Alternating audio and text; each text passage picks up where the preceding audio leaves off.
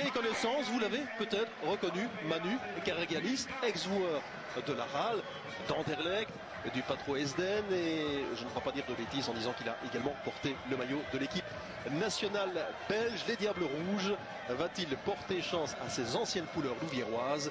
Réponse dans 90 minutes. Gargoury pour Tesla, ballon premier poteau qui est dégagé, cela revient vers Griset qui arme une frappe, c'est bien fait. Beau tir, le premier de cette rencontre.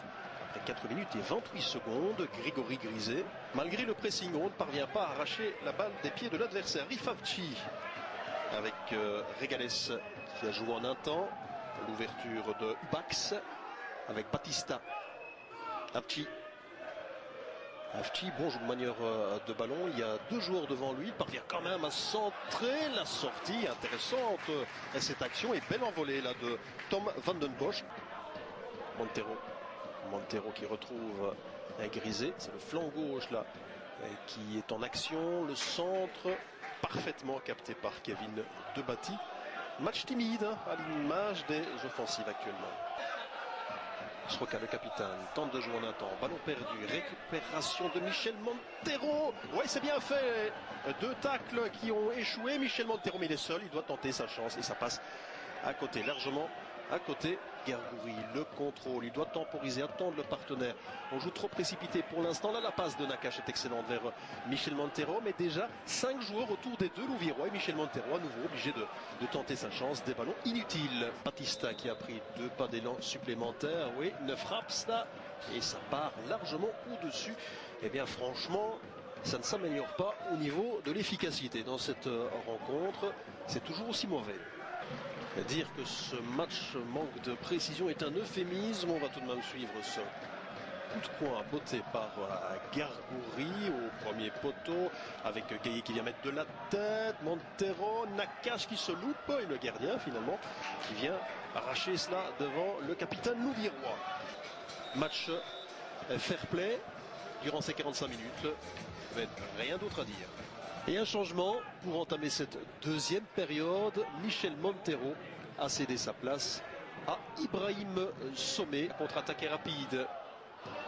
Bien fait d'Arifavci sur la gauche. Le centre, la sortie de Tom van den Bosch n'est pas terminée. Si heureusement le capitaine Torsten Ubax n'a pu récupérer le ballon. Mais ce centre qui est venu de la gauche qui a semé un peu la panique dans la défense louviéroise. Bonne sortie de Tom van den Bosch. Gargoury, il a facilement passé son adversaire, il centre, c'est bien fait, Nakache qui n'a pu rabattre correctement ce ballon qui passe à côté. Un petit coup d'œil au marquoir, on joue depuis 10 minutes dans cette seconde période. On attend toujours les coups de boutoir des deux côtés avec un ballon vers Regales, la sortie de Tom van den Bosch.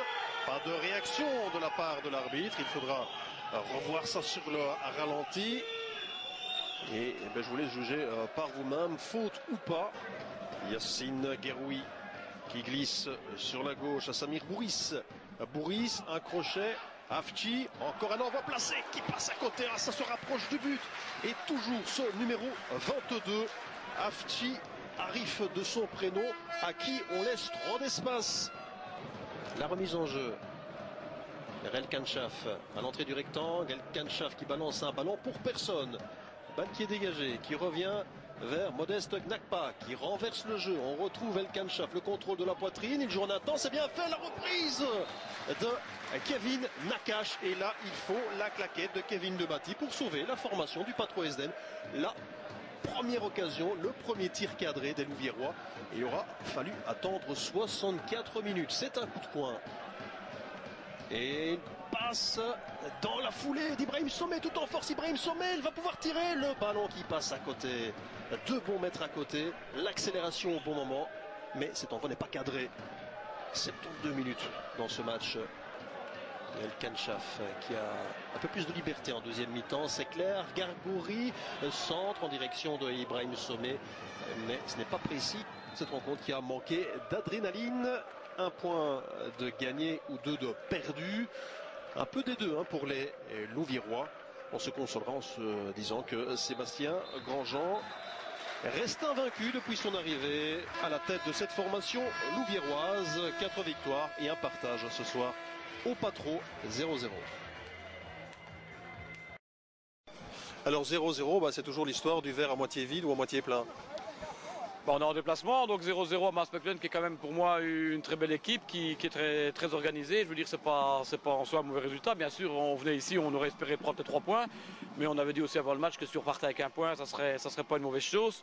Bon, la Louvière joue toujours pour gagner, comme le coach le souhaite. On essaie de faire un pressing haut, mais bon, en face, c'est aussi une très bonne équipe qui était invaincue à domicile. Donc je pense qu'il n'y a pas beaucoup d'équipes qui gagneront ici. Donc sur le championnat, ça ne sera pas un mauvais résultat.